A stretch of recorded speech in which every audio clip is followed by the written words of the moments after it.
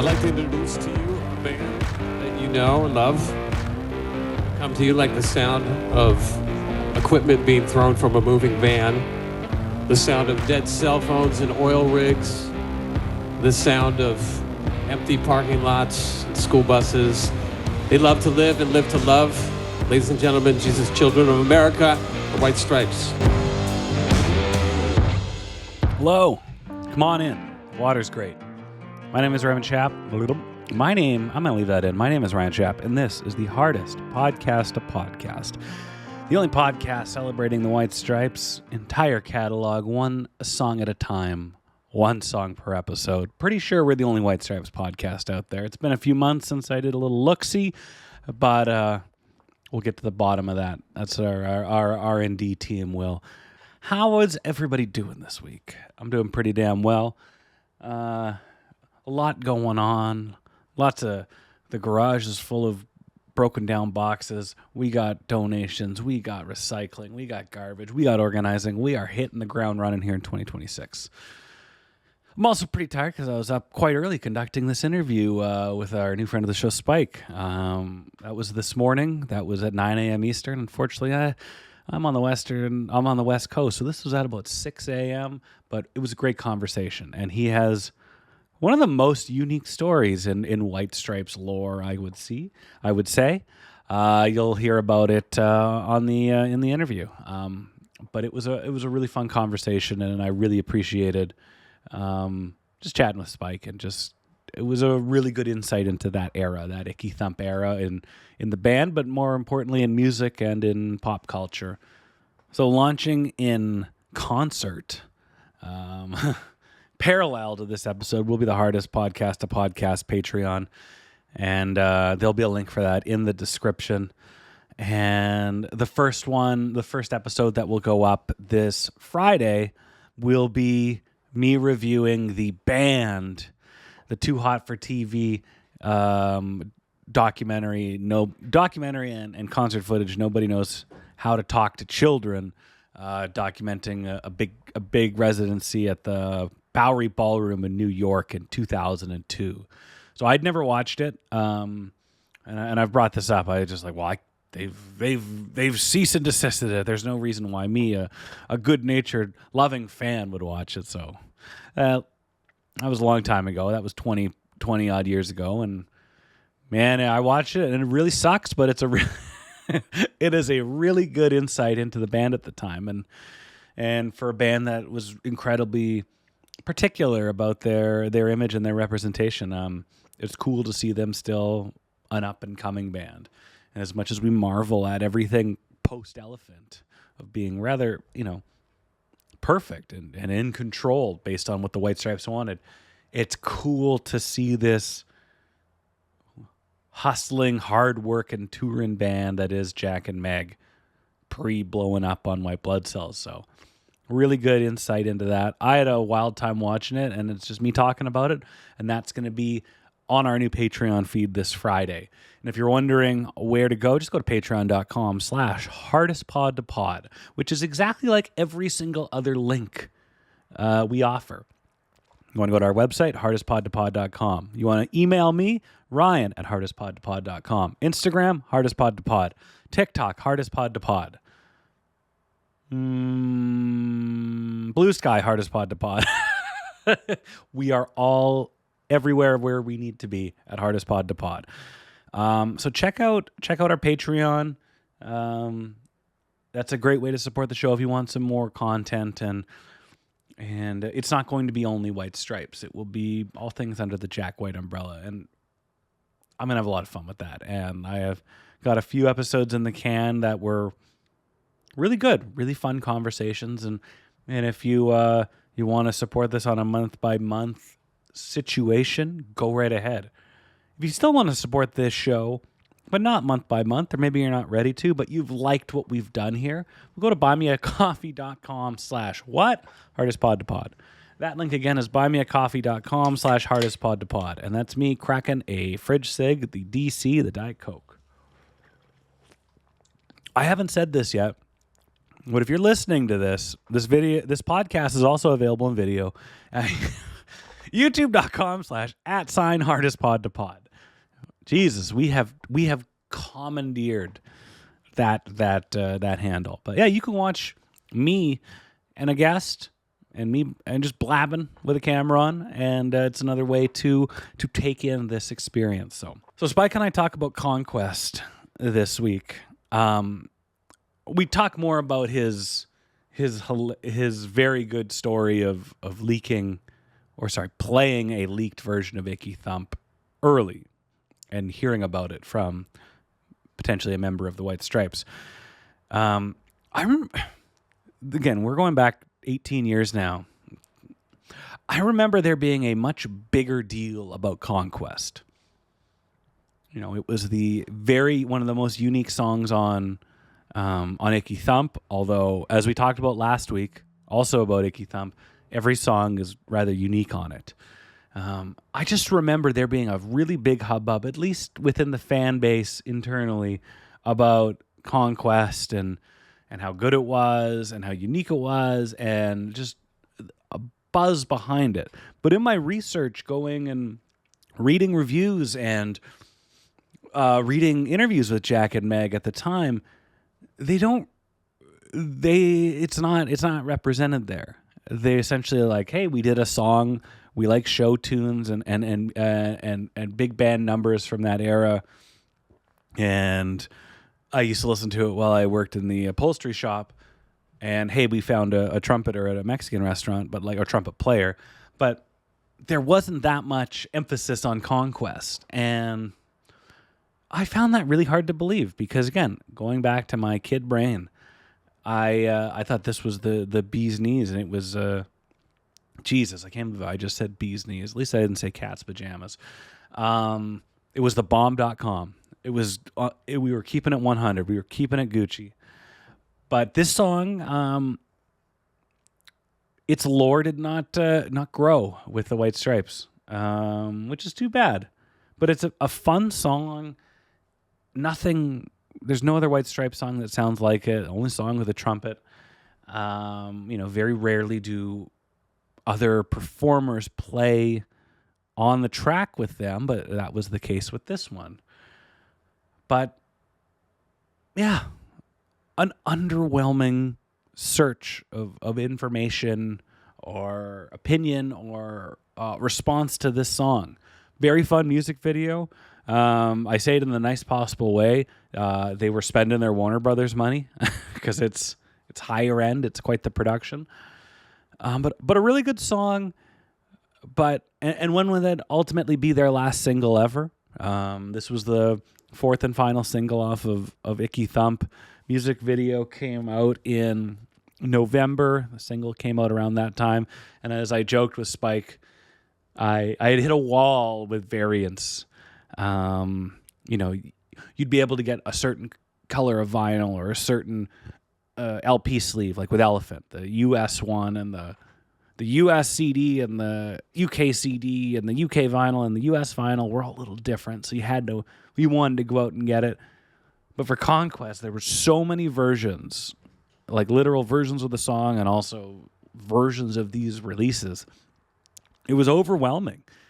And I kind of like, I don't need these now. That all comes with growing up. And like Blink-182 said, I guess this is growing up. They also said work sucks, I know.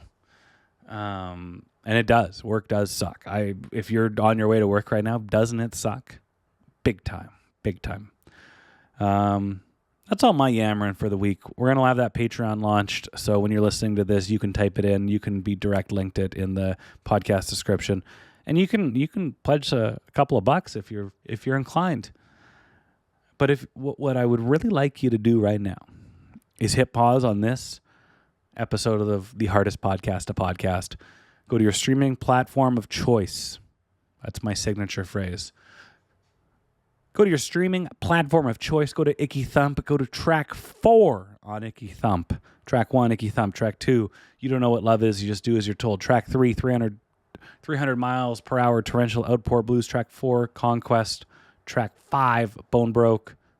Turn the radio up as Conquest ends and Bone Broke starts.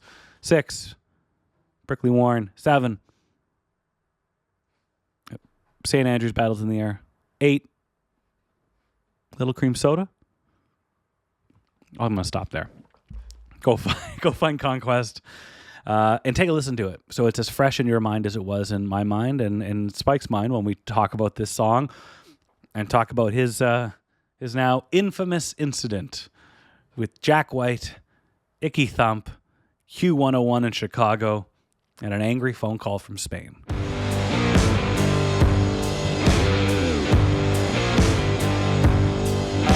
Our guest this week can be heard on Sports Radio 94 WIP in Philadelphia. He is the co-host of the Rights to Ricky Sanchez podcast covering the 76ers, where they trust the process, and the Carl Landry Record Club podcast. He is Spike Eskin.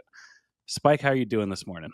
I'm good. How are you? Thank you for having me. I'm excited. I reached out to you in an email from a listener of ours who had a worlds colliding moment where somebody that contributes to your show wrote a review for White Blood Cells that should have been, fair, by all accounts, was glowing, but just hearing that name in another kind of arena kind of blew his mind, and then mentioned the process of events that followed and mentioned your name, and just a fun little small world. So before we get into the exciting stuff, Sure. Prior to 2007, what was your connection to the White Stripes?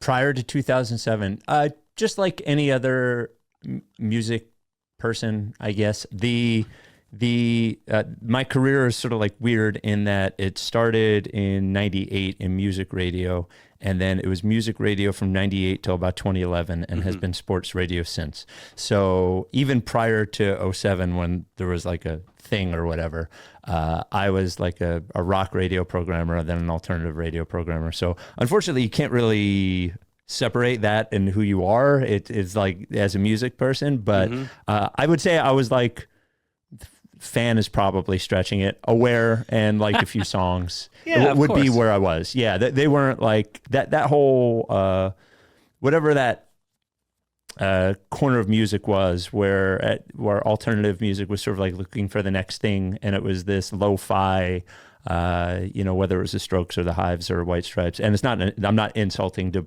put them all in the same group, but like in terms of brain space, there it was. It wasn't really my thing, but that's where the White Stripes were to me. Band was okay, just didn't think about them very much.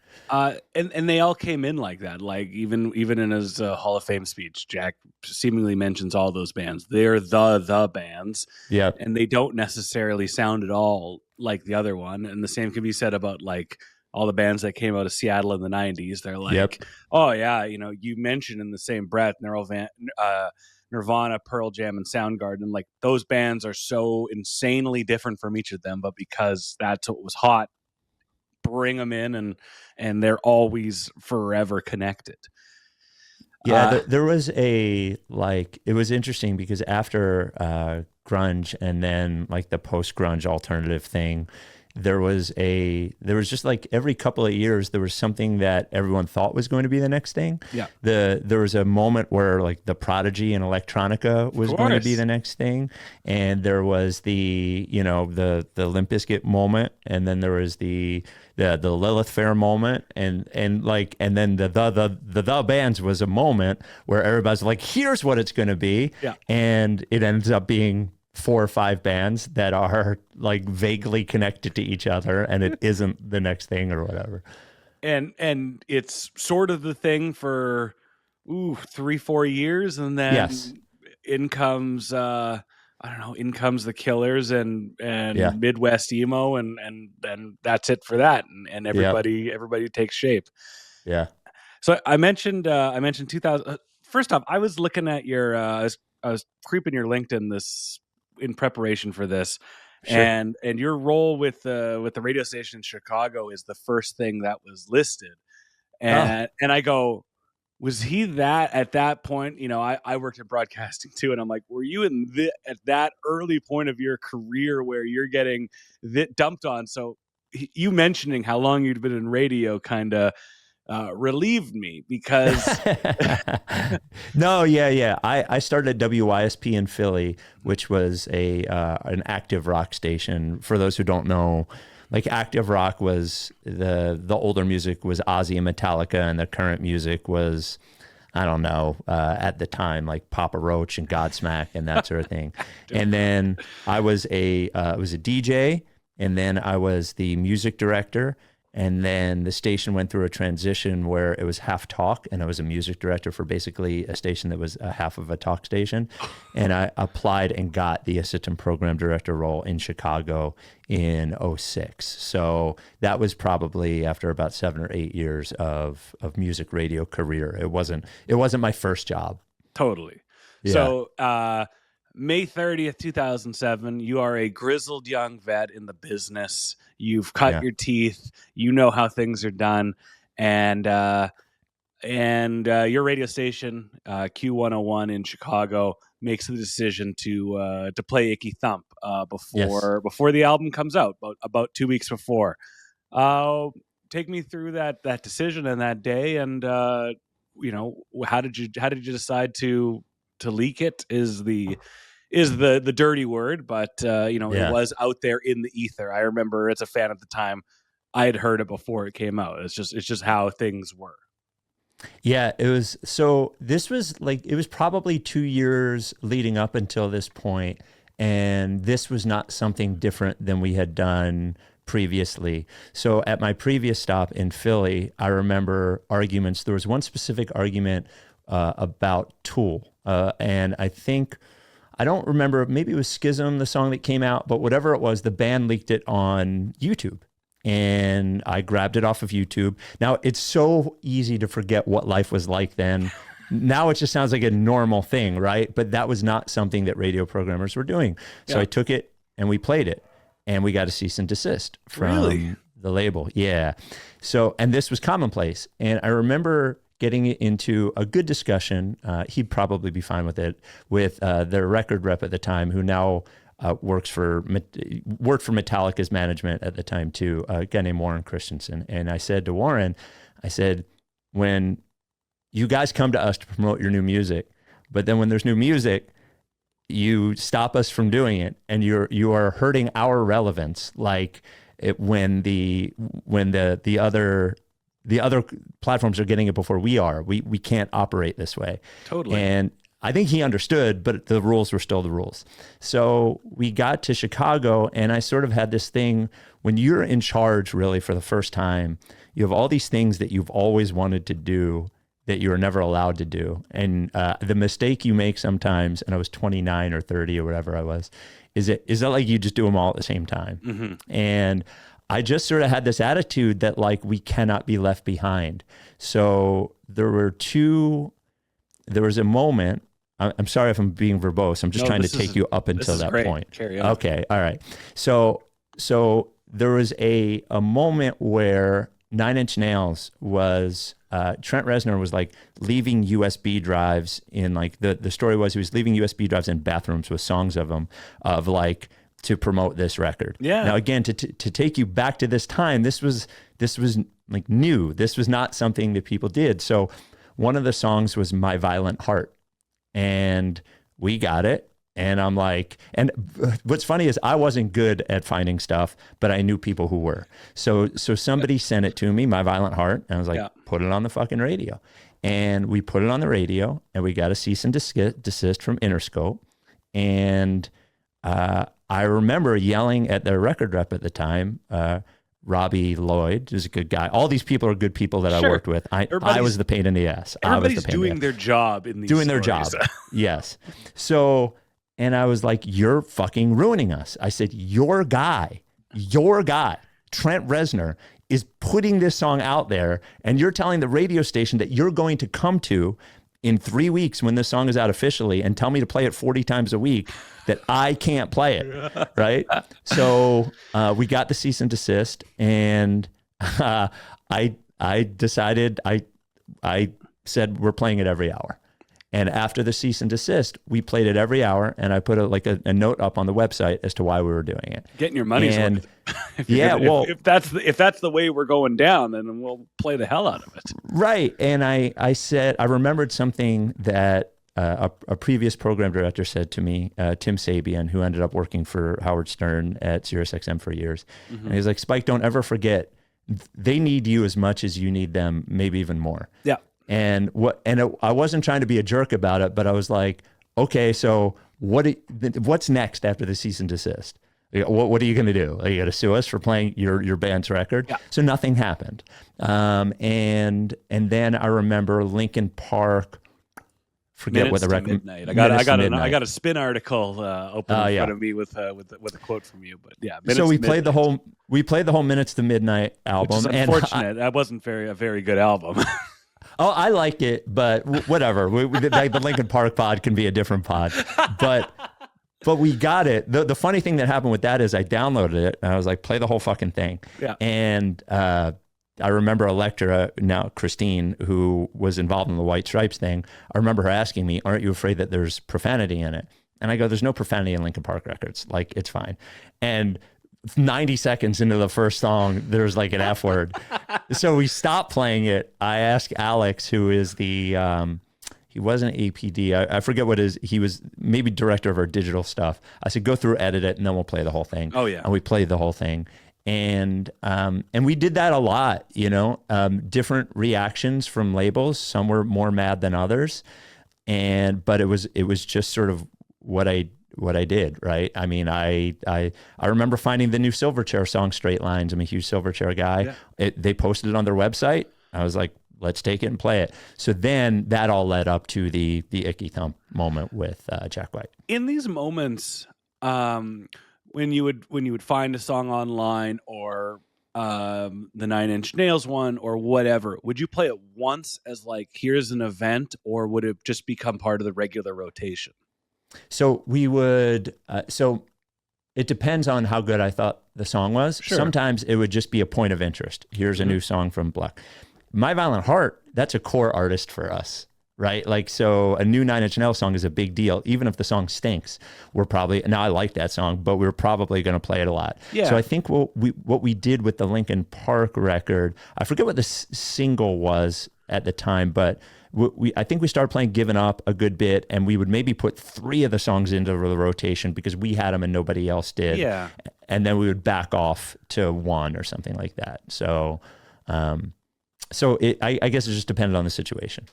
The singles off that one, What I've Done, and the second one, which I remember very well, Bleed It Out. Shadow of the Day. Bleed It Out, yes. Shadow of the Day was the third single. Right. But enter how do you come across I'm not going to get you to name your sources, but you come across a leaked, early, maybe a promotional version of the White Stripes' final record, Icky Thump. How does that transpire? Yeah, so to be clear, and I'm always careful about this language, and I think you mentioned it earlier, we did not leak it. Like, it was leaked. And I think that it's a distinction. Like, it might sound semantic, but what I mean by that is I did not put it on the internet. It was on the internet. Exactly. And I think what happened with that Icky Thump record is they sent it out as vinyl, and somebody for preview copies, and somebody recorded the vinyl and put it on the internet. Mm-hmm. So I forget whether somebody found it as a torrent or what it was. There was really, I'm not going to out my person. It is a person very close to me, not my wife, as a person very close to me that would just know people that would find the things. And he said, hey, here's the White Stripes record. Yeah. So because I didn't live in that world specifically, I guess I didn't know how prevalent it was. Some of these, when they got out there, were more out there than others were. I just wasn't aware of it. Sure. Like, My Violent Heart was probably more out there than this one was, you know? So I got it, and I called Christine, and then Electra, and I said, we got the White Stripes, play it. And she played it, and then that was it. And we were in my office afterwards and maybe talking about it or talking about something. I don't really remember. And I got a call from Cece, our receptionist, and she was like, Jack White is on the phone. And I was like, are you sure it's him? And I think she said, he's in Spain. He wants to talk about you guys playing the album. And I guess maybe at that point, maybe I was 50% sure that I didn't know if it was him or not him. Yeah. But at that time, there was still a pretty good relationship, or at least an alive relationship between the radio station and artists. We had a good relationship with Tom Morello. So I thought it was possible, of course. But my view was, and I didn't know Jack White as a person all that well. My guess is that he was forward thinking and he would think this was cool. Like I didn't think that he would be mad. So I told Cece, I was like, just forward him onto the studio. Like it was Sherman and Tingle, were our afternoon show hosts at the time, who are doing mornings in Chicago now. I said, let them talk to him. On the air or just privately? I didn't know, right? Like I thought the best case scenario was he would want to talk on the air. Like gotcha. That's like want to talk about the record. Here's a good moment that I assume was happening. So I went, I'm a little vague on this. I think Elektra might have gotten up and gone to the studio, and I got up a few minutes later and walked to the studio. And I remember seeing Sherman's face, Brian Sherman, and he looked like he'd seen a ghost, and he was like, he was really mad. And I said, he was mad? He's like, yeah, he was really pissed off. He said that, we were going to ruin the record industry and whatever. And I was like, did you record it? And he said, we asked him. So if he had called the regular listener line, we wouldn't have to ask his permission. For sure. Because he called the office line, we did not have his permission to put him on air. Yeah. I do believe there was a recording of the conversation, but we weren't allowed to do anything with it. I think at some point we reenacted it on air with the words that he said, but he was furious. He was really mad. And then there was a bit of I think because the internet, like streaming music, like radio streaming wasn't a thing really then, or maybe it was the beginning of being a thing.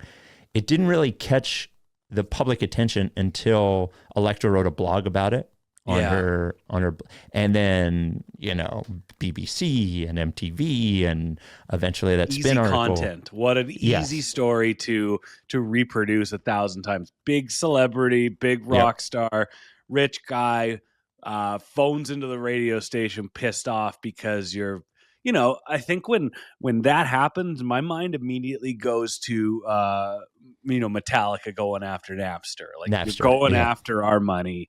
And he has always been quite, a long running thing on the show is Jack White a hothead. And I think when it's involving his art or something that he's quite passionate about, like, then yes, the answer is yes. But leading up to this album being released, there was a song on it called Little Cream Soda that they played live 3 years prior at the Aragon Ballroom in Chicago. And it was out on the internet on YouTube as just as a bootleg. And again, YouTube was such a strange, nonsensical thing in 2006, 2007. Like, it was just wizardry. Nobody knew what to do with it. And so that song was like, oh, this is actually that song that's going to be on the new album. The Universal kind of went and made sure that it was taken down. So they already were entering a Faraday bag approach to promoting this album. And then here comes Q101 deciding we're going to play the whole damn thing. I can imagine he'd be quite pissed off, and there'd probably he was MFing everybody on the phone call. Well, what's like I suppose I understand my frustration was never with the artist. It was always with the labels, and it was such a weird time in that. I'm sure I've told this story before, but just to put it in context, we would put on concerts twice a year, one during the Christmas time and one during the summer. And we did one with Rise Against was on one of the, a punk band that had Chicago roots. And a part of their contract, What's that? I said, great band. Great band, great band. And part of their contract at the time was they would do an appearance for us at some place in agreement with promoting the concert. And we had them do it at a Verizon place. And like the manager was furious. And she was like, what does music have to do with cell phones? And I said, this is where things are going. And she said, they can't do this. This is against everything they stand for. And I was like, Missy, your band is in agreement with a corporate radio station to do a concert, and they're being paid, and this is their world, this is their future. But at the time, the idea of a cell phone being something that would be music adjacent was not as right. Like, so I understand why he was mad. I think I was just such and again, younger and more of a hothead, but still believed what I was saying and what I was doing, that if somebody is having it before us, our relevance to new music for our listeners is just going to degrade more and more and more. And that may have happened anyway, but the way that it was happening then was such a problem to me that we needed to stand up for ourselves in a way. And I'm pretty sure Icky Thump debuted #1 in Chicago when it came out. I don't think we hurt their sales, though he, as protective of his, let me circle back again. As a creative person myself, losing control of what you've created is really uncomfortable. Sure. And now it happens even more, right? Like now part of our podcast will get clipped and put on YouTube in a clip of its own for somebody just trying to generate easy views. And that I even though I understand it's just how the internet works. Yes, I feel violated. I was like, why are you making $23 off of my podcast? So now that said, we were a promotional tool for music. So I think it's a little bit different of a thing, but I understand the frustration of, and he who seems like a bit of a control freak, and I use that in a positive way, as I am too, to lose control over how your music is consumed, I could imagine would be frustrating for him. I couldn't agree more. And so what was what was the relationship with the White Stripes? Was there one after that, after this leak? Now, I imagine you only played it that one time because of the hair-raising phone call from Spain, but was it fractured, or were there still plans of promotion or integration, or was it like, we're not dealing with them anymore? No, that was the wildest part, was my relationship with the record label became incredibly strained, to the point where people that I had long-standing relationships with were terrified to even talk to me, that the label was so Warner, right? The label was so, and this is the same label where I played the Linkin Park record and they weren't out of business with me. And then all of a sudden this one, probably because of one, that the record was probably not as out there as the other one was, two, and because of Jack White's response to it. Yeah. Like it was a while, I don't think he played Chicago for a long while. Now, I don't know if that was because of us, but I don't think he played Chicago for a while after that. Well, you they had their cross Canada tour to start in June, and then in July, and mainly July, they played some big dates on the East Coast. So they played the Garden and then a tour of the South. So there was a second leg that was planned that was postponed and inevitably canceled because of Meg White's anxiety of playing live. So you kind of got, that was probably the silver lining, is they're not coming through Chicago, and he's not gonna come and break the windows in front of the radio station. Right. Yeah. So my relationship was pretty fractured with the label at the time. I don't remember how it was resolved. It eventually was. I'm still close with people that were there at that time. The coverage of it was pretty mixed. I thought the Spin article was pretty fair. It was just sort of laying out what the situation was. Mm-hmm. There was a gentleman who wrote for MTV News named James Montgomery that like essentially just kept calling us dumb all the time, and did, after several conversations with him, he didn't seem to see our perspective at all. And that was weird. That we did interviews with the BBC. Most of it, I think, was pretty fair at the time. But it was interesting that it became such a big thing, in that it was just our regular order of operations. It had never blown up like it did that day. I hope the recording of his phone call exists somewhere on somebody's hard drive. I hope it does. I have not found it. Alex Quigley, if you're out there anywhere, if anyone had it, I think Alex would have it. I just don't know if he does. Do you think that it blew up to the level it did because, maybe he was doing something? I don't know. Like, again, you were doing this on a regular basis, or, it was not uncommon, but were there any other artists that phoned directly into the station to speak like person to person? No. And I don't remember any other artist. There was, like, getting airplay was so hard. Yeah. That was the beginning of the tightening of playlists, right? Where you went from, at one point, maybe you were playing 16 or 20 current or new records to, it eventually went to 12, and then some stations at 10. And like, I think the reason it stayed fine for most of the artists and most of the labels was the airplay was so valuable. Yeah. And it just went back to what Tim said. Remember, they need you. This is how they sell music, so it never, I never spoke to another artist about it at the time. So I don't know how they felt. This was already a really strange time, because artists are getting protective because of, just anything's available on the internet. Now you have YouTube, an even easier way to get music that isn't from a traditional means. And radio is still a powerhouse, but things are creeping up. The internet's creeping up, and it feels like Q101 and Jack White have the same enemy, which is the internet.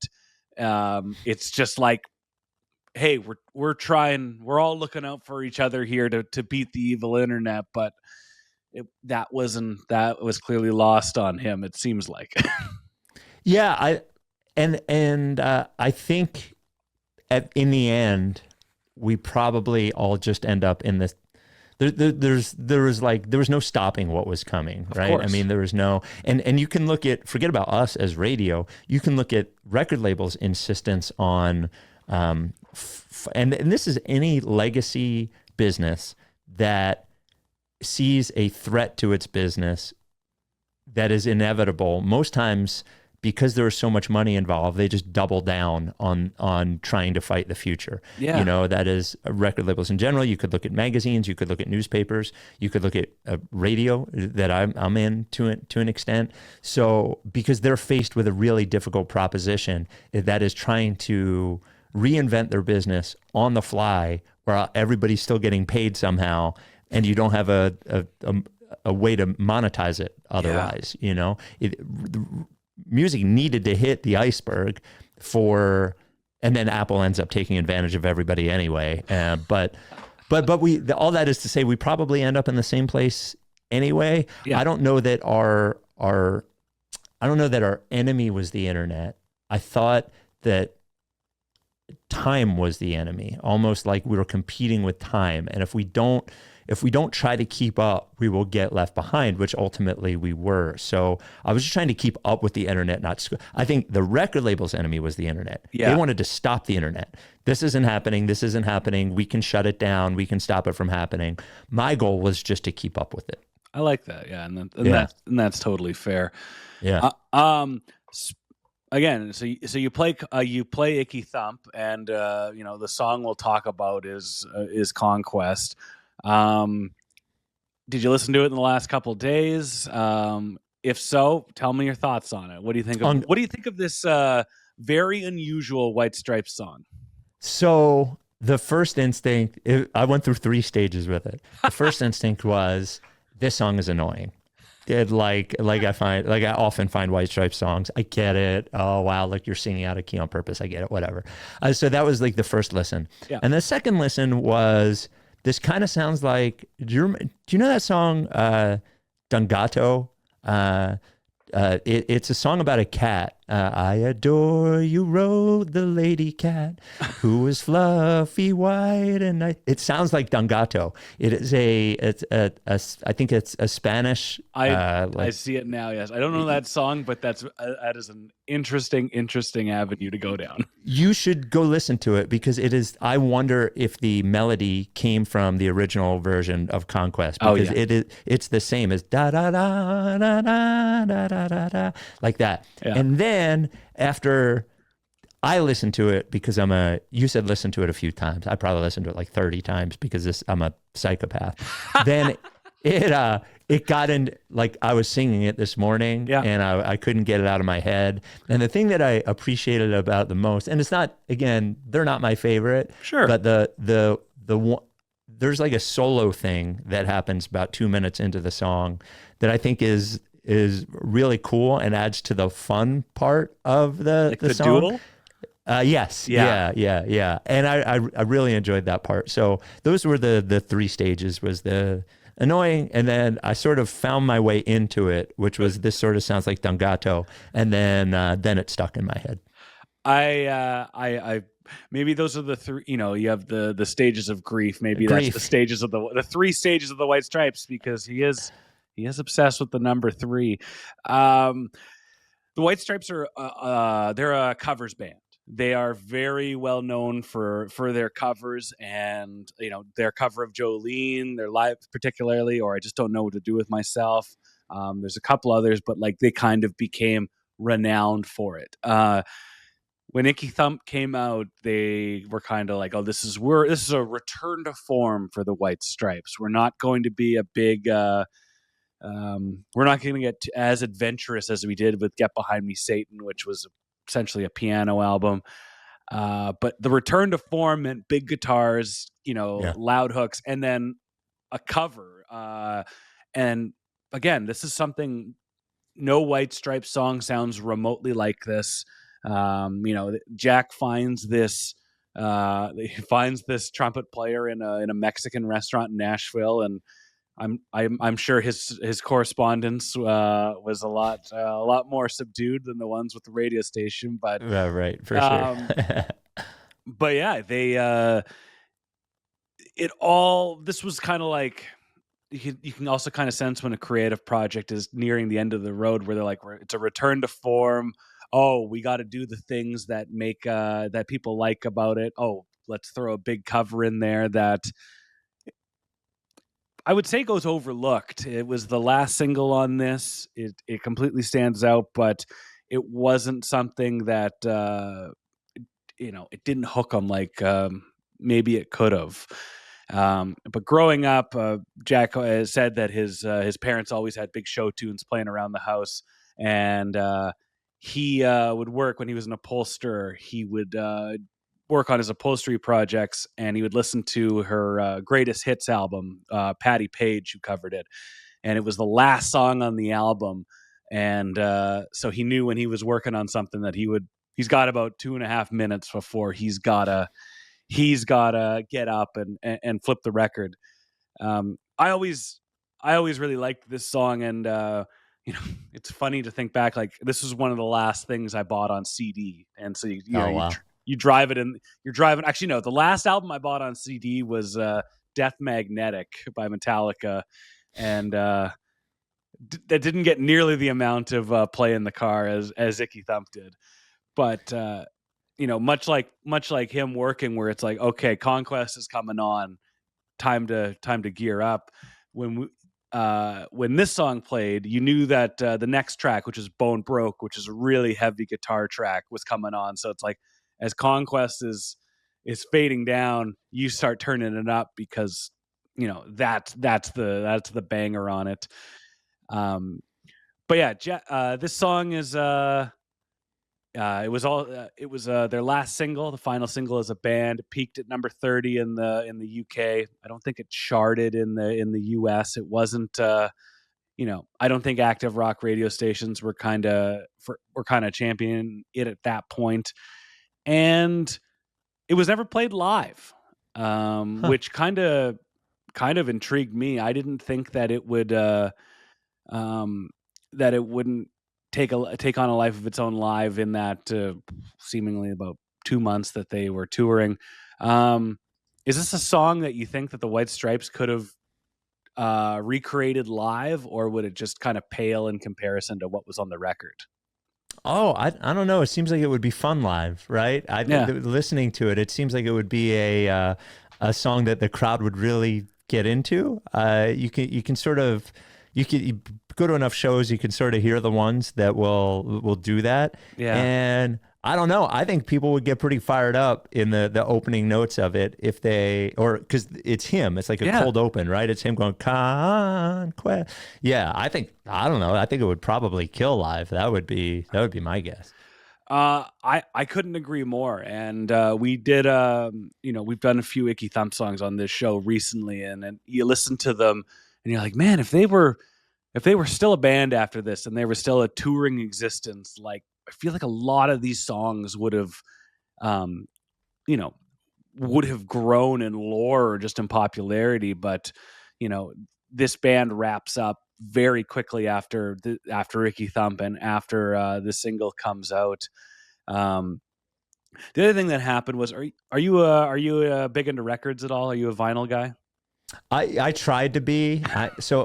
But then, like you can see, or you can't see, I have a bunch behind me. Sure. I realized I don't like the process of listening to records. Like I don't like having to get up four songs in. So I'm a big T-shirt guy. So I said to myself, the way I will support artists is through merch. Because ultimately, I was just buying it to have a piece of the artist. So I was like, I'll just buy T-shirts. So I have some vinyl. I don't like listening to vinyl. So when this song came out, I just turned 20. So I think I had a credit card at this point, so I could make a lot of impulse purchases online. I became a bit of obsessed with the band. So I was buying a lot of vinyl off eBay, a lot of 7-inch singles, and the White Stripes were a really fun band to collect. They made a lot of variants. They made a lot of, the CD single was different than the 7-inch single and different versions. So I was like, this is a fun band to waste money on for a good cause. And then with Conquest coming out, they released it like 4 different versions on vinyl with all these, or 4 different releases, 4 different versions, 4 different B-sides. And at that point, I'm like, I don't know if I can do this anymore. and like, coinciding with them deciding not to carry on this project anymore was me getting older and a bit more mature and being like, I can't spend, however many hundreds of dollars this will be with shipping on vinyl and paper. And it's no offense to the art, because that's the good part, but like, that's too many versions of Conquest. Right. Yeah. Yeah. And then you get to, when you start doing that, there is like this, if you're a collector type of person, there is this sort of, I don't mean to use OCD in the as a pejorative here, but there is this sort of itch that you get that if you don't have one of them, it's what Kiss did. Like, Kiss, if you didn't have every Kiss thing, were you really a Kiss fan if you didn't have every single version of it? So I fight off the urge to do that because I am a stuff person. Oh, stuff rules. Well, stuff rules. The problem is like, so I just a 60-second personal story. I was a stuff guy, and then when I was dating this girl, I think it was like 28, and I was moving in with her. She helped me pack up my apartment. And she was like, she looked at me and she looked into a box and she said, "What is this?" And I said what it was. And she said, "When was the last time you looked at it?" And I said, "I don't know." And she said, "New rule is if you haven't looked at something in the last year, we're throwing it out." And that became a way to live for me, a way to prevent this stuff thing. Sure. So I don't really keep to the 1 year rule anymore, but I do, having moved, 10 times in my adulthood, I do realize the more stuff I have, the more I'm going to have to move. So I'm always trying to fight the urge to have more stuff. I as a fellow stuff guy, and as much as I love buying vinyl, I love buying graphic T-shirts as well. So you and I got a lot in common. We moved back in September, and we're like, well, our stuff's got to go in storage. We'll take all the delicate stuff. We'll leave it at the in-laws' place. And I was like, all right, I'll pack up the records. Oh, records are the dumbest, heaviest. Oh, dude. Take up all the space thing I can imagine. Like, they're great to have on the wall and to listen to. And, there's a physical piece of art. But when it comes time to transporting them, fuck that. Oh, dude. One of our college shows was when I was in college radio. We had a mix show called Friday Night Party on, and my roommate was a DJ, so he had turntables and vinyl. But at the time, we had to bring it all in. That's like 4 milk crates. What? Dude, like 8 crates of vinyl, his two record players, his mixer, and that's a heavy case too. Yeah.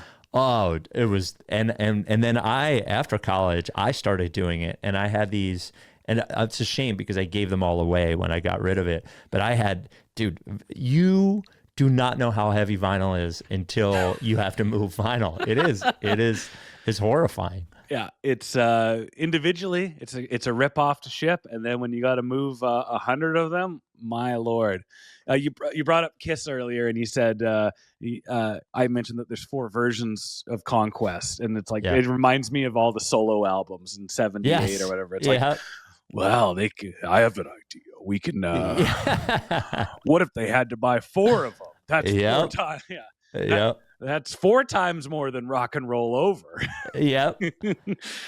Did you catch the music video for Conquest? Oh no, I didn't. I watched the video of the original with that lady singing it, but I didn't watch the music video of Conquest. Oh, okay. The White Stripes version. So there is a music video. I thought it was very well done. In previous instances, I always bring up that the White Stripes were not a music video band. That's okay, go. But they make good videos. They make memorable, well put together videos. This is one I watched where I'm like, oh, this is the Warner Brothers money here. They have got a bullfighting ring full of extras, very lavish looking. I thought it's a very fun video. Jack is a bullfighter. His conquest, of course, is the bull. And just as the song says, the roles are reversed. Hunter becomes the prey, and Meg is his assistant, done up to the nines in her bullfighting outfit, and just kind of smirks and laughs at Jack getting duped by this bull. And he's got this dagger out. He's conquered the bull. He's gonna take care of business. And then they add on these CGI like big doe eyes, like a sad cow. Jack has second thoughts. The bull does what a bull does to a guy who likes the colors red, white, and black. And it cuts to Meg with just a bit of a smirk on her face, enjoying what has happened to the cock of the walk that is Jack White. That's funny. I should watch the video. It sounds like it matches up with the song quite well, actually. And it won a MTV Video Music Award. Kids, you might not know what that is, but it was a good award show, and it was a big deal at one point. It sure was. You mentioned OK Go too. That they were a Chicago band that I think they got. It was Here It Goes Again was the one video that got all the traction. But man, just if you ever get time, underrated, pretty brilliant band. I think they are generally underappreciated. They put out an album in 25 that I thought was really good. Okay, just really creative. They years in between. I think the last album and that one, but a cool, very creative band. See, as an outsider, on the periphery, I'm like, they got, they're the treadmill music video guy. Yeah. And then it seemed, unfortunately for them, the only time that I come across them is, not from hearing, this is a great, well-rounded record. It's more like, here's their next attempt at recreating the treadmill video, which, again, you're telling me that they're, in 2025, they're putting out very good music. That sucks, because I think the average person is just going to go, well, how good is the music video for it? Yeah, I think because there is a pretty cool video for one of the songs on the newer record. I think they might just like making videos like that.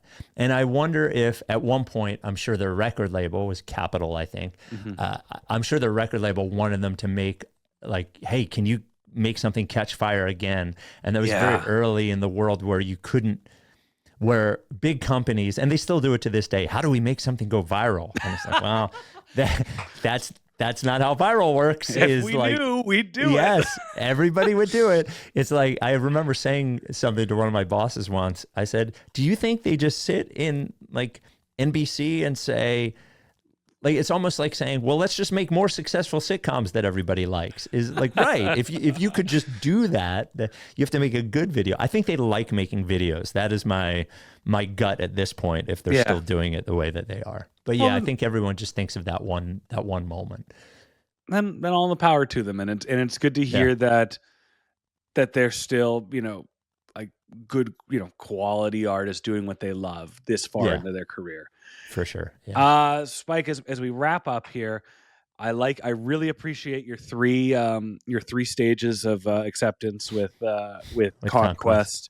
Yeah. I don't know, self-admitted. Now, I do want to say, like, we have contrarians on this show. We have people that aren't the biggest White Stripes fans, because, I don't want to have a conversation with somebody that is just like, everything they did is amazing and everything is perfect. So I appreciate you being like, I'm not a very big fan. They're kind of annoying. It's not my thing. I'm not saying it's bad. It's just not for me. Yeah. Your thoughts on Conquest, and maybe a parting note for your thoughts on this song that you may never listen to again. I think my parting note is I do this thing every once in a while where I go back and try to listen to a band that I never really liked and try to figure out if I missed it or why people liked it. Never a big Pearl Jam guy, but a huge Nirvana guy, never a big Pearl Jam guy. But once I went back and I said to myself, I'm going to try to like Pearl Jam. Let's see if I can do it. And listening to this, I thought to myself afterwards, maybe when there's not something I'm listening to, maybe I'll go try and like the White Stripes at some point. I was like, this is fun. So that's what it did for me. This song was fine. I don't think it would have been one of my favorites, but it was cool how it stuck into my brain after a couple of days of listening to it. I really appreciate that. Now, you're based out of Philadelphia. You cover the 76ers. Are you a Flyers man at all? Well, we like all the teams here. So my sports radio show is all, but the Flyers have been so bad for so long that the Flyers are sort of out of the regular conversation in Philadelphia. So I would say that I cheer for them and I hope that they're good again, but they're lower on the totem pole as far as caring, I think. So, with the successful yet infuriating season that the Philadelphia Eagles had, what is your hierarchy of sports coverage right now? Oh, well, on WIP, it's almost always Eagles first, even though they lost. So, right now they're looking for an offensive coordinator, and then we'll see if they trade the wide receiver, and then there will be free agency. So the hierarchy is usually Eagles, and then whoever has something going on. So it's probably the Phillies too, because they just missed out on a free agent. And then Bo Bichette, and then Sixers and Flyers sort of fighting for 3.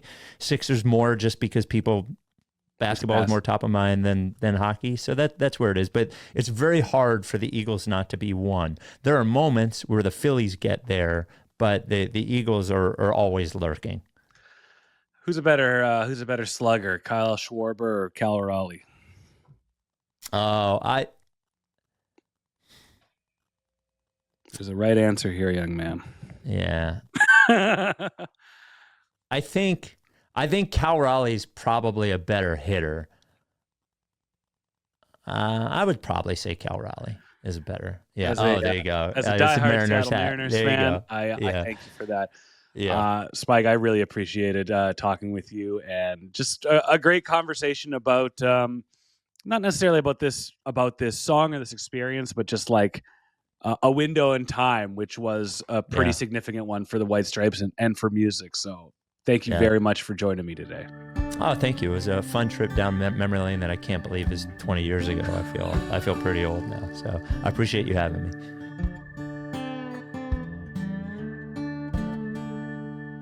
Okay. That was Spike. That was me, Ryan and Spike and Ryan. For all you Canadians out there or people around the border of Canada and the U.S., northern states, Spike Degrassi. That reference, if you're still listening and you get that reference, send me an email or a message. Because, hey, we didn't love Spike from Degrassi. But this was a good episode. That's me with a Diet Coke and a fridge segment Americano, rolling out of bed at 5:20, turning on the lights, dialing it up. So I hope you enjoyed it. I really like that conversation. And what I like about the show is we're not always going to have fans on here. We're not always going to have White Stripes connoisseurs. And not every episode is going to be this insane dissection of the song. Some songs represent a lot more, and some songs are channels to a much different conversation. And this was a great one, and I hope you enjoyed it too. On that being said, The Hardest Podcast to Podcast is hosted and produced by moi, Ryan Schaap. Artwork by Caitlin Likely. Amanda Schultz is our assistant editorial producer. And Mike Noble, who's eating a good sandwich at Lambo's in Toronto right now, he's our Gato.